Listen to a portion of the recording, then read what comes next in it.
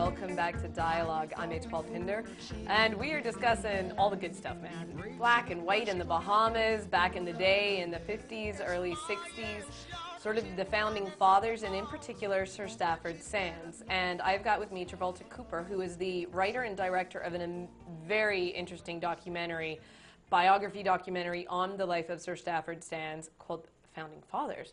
Sir Stafford Sands, and it is going to be playing at JFK Galleria on the 25th at 7 p.m. That's this Monday coming up. So put it in your calendars, your chance to be able to take a look at the many interesting sides of this man and the contributions he made to the Bahamas, and maybe some of the negative things that we think he sort of left as his legacy to the Bahamas. Again, I was very caught up in this concept of different people voting against, which should have been just an amazing piece of legislation, and the fact that whatever their reasons, whether it was economic or tourism, all perhaps understandable within the social context of the time, I still have a negative feeling about it because they didn't have the vision to see that they needed to stand up and have all the Bahamas united in terms of their access and equality. But some of the people who voted no were literally, as a result, have this mythology that you refer to it as, of being racist, of being Hitler-like, of this terrible sort of legacy, whereas others are still considered heroes of the Bahamas. As a result, I want to talk to you about the $10 bill. So, this is something that I came back in 2001, so I don't really remember it being put out there, but I do remember it being taken off in 2005 in the newspaper articles and all this stuff that Sir Stafford was this horribly racist person and evil man, and he should be removed from the $10 bill. Give me some insight here. Well, before I do that, let me just say this. Yes. You were asking about the title before, Founding Fathers of Stafford Sands. Yes. That title to me is a tribute to democracy and the beauty of democracy. A democratic country. There's not one father, No. because if there's just one father, then you're dealing with a dictatorship. Yes. A democracy is a merging of ideas, and I think with the Stafford Sands and the Stafford Sands era, basically you're dealing with individualism in regards to politics, and you're dealing with capitalism in regards to politics. When you're talking about the masses for the most part being black people in the Bahamas. Then you get into grassroots politics and, quasi-socialist ideas, so to speak. Not to say that the PLP were socialist, because they weren't.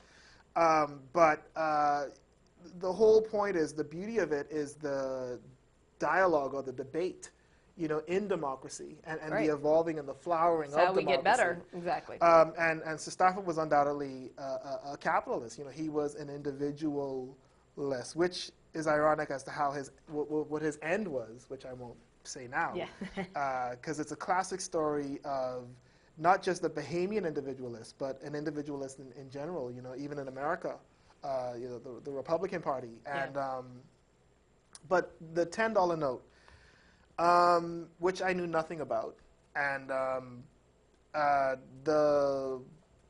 in 1999, the FNM party, or the FNM government, which some would like to say is just the UBP in disguise. Right. I've actually heard someone say that. Oh, I've heard it's written in all our newspapers all the time. What you talking about, Well, man? it tells you how little I know. I thought it was no. a shocking thing to say, but apparently that's just... No, totally acceptable as far as people are concerned, even though they are worlds apart. At least it appears. As worlds apart on the at face value, it's really the UB, it's really the UB party or whatever. But in 1999, Hubert Ingram, then leader, he made an announcement of a black leader, just to make sure we're all on the same page here. For any visitor who may watch the show. He made an announcement of the man being put on the nose, and then he announced to Stafford on the $10 note. And it's interesting because Stafford Sands hadn't been, to my knowledge, Stafford Sands hadn't been discussed in this country for years. Right. And so in lots of ways it was the return of Sir Stafford Sands, the return from the myth, and the return from wherever he died, or far in some faraway land. And so now the country is being introduced to Stafford. Yes. And the PLP, leading into an election, started writing about it and then this whole punditry started to happen about how disgraceful it was because this man left the country and this man was clearly a racist. The most racist of all the UBPs. Okay. And that while Sir Rowland was understandable, Sir Stafford Sands was unacceptable. Now, let me ask again, because as you can see, I'm sort of like a dog with a bone with this. Right. Did Sir Stafford do other things? I mean, I'm assuming he had to have done something else other than just vote no on this one resolution. Were there other things that he came on and, I mean, did he say blatantly racist comments like, the black man is not equal to the white man and cannot do the job? I mean, I'm just trying to think of what he said on the record that led to this difference in this sort of hatred towards him in some circles. There's nothing on record. Huh, interesting. There's absolutely nothing on record. If you know something that he said and you have facts to back it up, please email it to me, bahamasdialogue@gmail.com, because I am going to have to do more research on this. And I really encourage people to do their own research. Yeah. I just think it's really, really interesting. There's nothing else on record. Okay. That's really all that was done. Let's just get this straight. The Sir Rowland is on the $50 bill, right? That is, he's on the 50. Okay, so we do have, And where was I before? Which is good, This is good. So, but again, it's the mythology. He left the country in '67, right. so this is automatically, and race was undoubtedly. I mean, Sir Lyndon used race. Of course he would, as a politician in a black majority country. Well, and it was relevant at the time. You had a black majority being ruled by a white minority. It was a screwed up situation and sort of the heritage or whatever, what we were passed down from our British. Right. But in the grand scheme of things, race was, and people can see this in the documentary, race was, while it was an issue, it was more of a subtext. You can compare it a lot to the United States election that just happened. Right. Where, Barack Obama being a black man, race was undoubtedly a subtext in that election. But what really won Barack Obama the election was the economy. Right. And you can argue the same thing that happened in '67. Well, no, except I would say it's different. I definitely would say, if anything, Obama had his race as a negative thing against him, whereas, do you know what I mean? Like, it was almost the reverse. Right. So he made the announcement that it was going to happen, and the PLP backlash followed, and they went on record saying that if he were put on, which he would be, that when they become government, they would take it off, and that's what they did. It was a campaign promise. And again, I'm not here to demonize the PLP. I have no political persuasion. I've never voted in this country, at least not yet. Everybody, though, shame on him. Tell him, if you're going to send him an email, tell him now that you're living back here next election, you got to vote. Remember, democracy is the key to our country. Absolutely. I was just buried away in the U.S. But it's important to keep in mind that while the PLP delivered the message that they would, it was a campaign promise. And people responded, obviously. The people wanted it. Yeah, I've had conversation with Sister Stafford Sands' daughter. She would turn on the radio. And it was amazing the debates that were going on a day-to-day basis, and people calling your father Hitler, people calling him the devil. But that's one of the things we as Bahamians do like to do, whether we're white or black. We like to be ignorant and spout our mouths on Bahamian radio all the time. This is something that unites us as a people. And part of it was people's ignorance. I mean, it was a campaign promise. The people wanted it to happen. They just responded to a campaign promise. And so no one's here to demonize the leaders of the PLP party. Because it's the popular, Bahamian people obviously. Collectively. It is a popular discourse. And it's, there's just something about human nature that demands an other, a villain, and a lot of that plays into our tribal politics, us against them, us versus them. We need an other. We need a villain. And we've created Stafford Sands as this other, Well, it makes our history more interesting, too, Then, we can say all these things. But, again, the thing that I guess just amazed me with the $10 bill is, and again, you got to remember, I wasn't here. I literally came back September 2001, so I wasn't aware of all the background of any of this. But I couldn't believe it when they took him off the bill, and then they put the Queen on.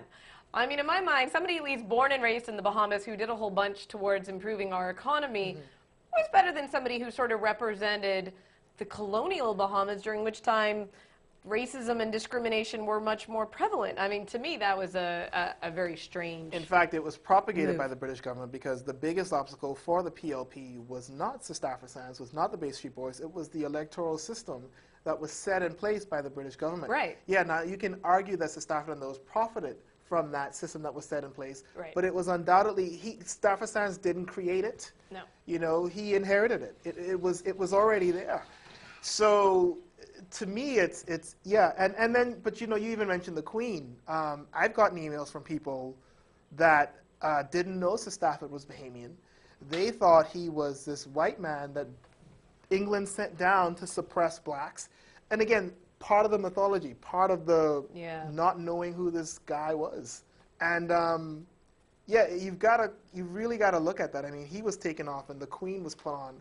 What does that say about our cultural identity? What does that say about? No, I know. I mean, that was, yeah. What does that say about us? I mean, it's really surreal. No. I just know that. I was like, I really don't understand. We're taking off. Who I knew, again, as we all understand at this point, I was totally ignorant about him. But I was like, wow, this man had to have been, you know, doing sacrifices of small children or something for us really to want to take him off and put the white queen who represents the colonial bygone days of a much more classist, a much more racist time to me, rather than a Bahamian who's done some good. But again, I still don't know enough. I'm going to have to go out on Monday night and see the documentary for me to make up my mind about whether I consider Sir Stafford Sands a Bahamian hero or not, if I think he's a wussy for having left the country in '67, or if he just decided, you know, one of the interesting things you brought up was that, you know, he left the board in '45 when he thought his ideas weren't going to be put into action. Maybe he just thought that under the new sort of government and the new regime in the Bahamas that his ideas would not be accepted and he'd go put his efforts elsewhere. Right. I don't know. But Monday evening at 7 p.m., I will be much more informed at the end of that. Now, there's going to be a panel discussion and other stuff too, right? Yes. Tell the audience a little bit about this. There's going to be a panel discussion featuring some of the commentators in the film, Sir Arthur Folkes, Sir William Allen. You know, we also want to have a discussion about the Sir Stafford Sands model, you know, the economic model and what it looks like now, what it should look like in the next decade.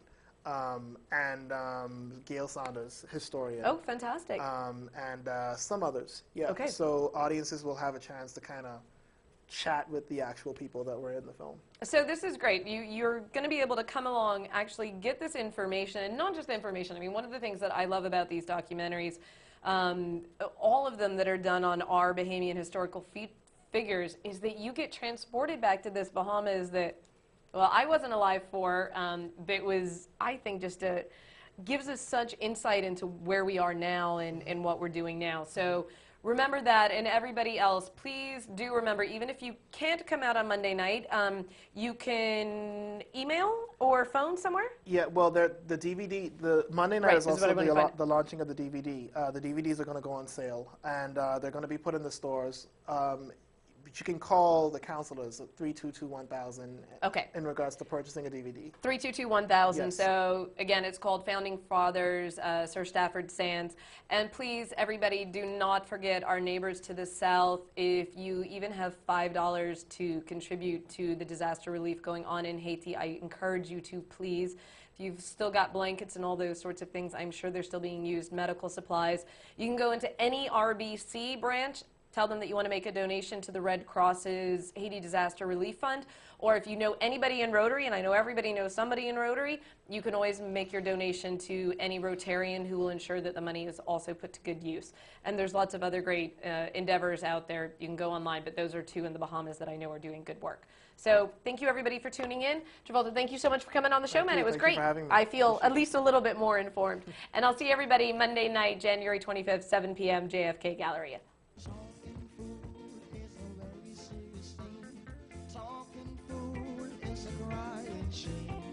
Talking fool, he will taste your blood.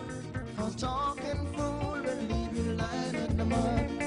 Harry talking fool, shame him looking in the head. He breaks you to bush crying, oh Lord, I got dead. It's my running out the house. Forget she's scared of blood, almost fall.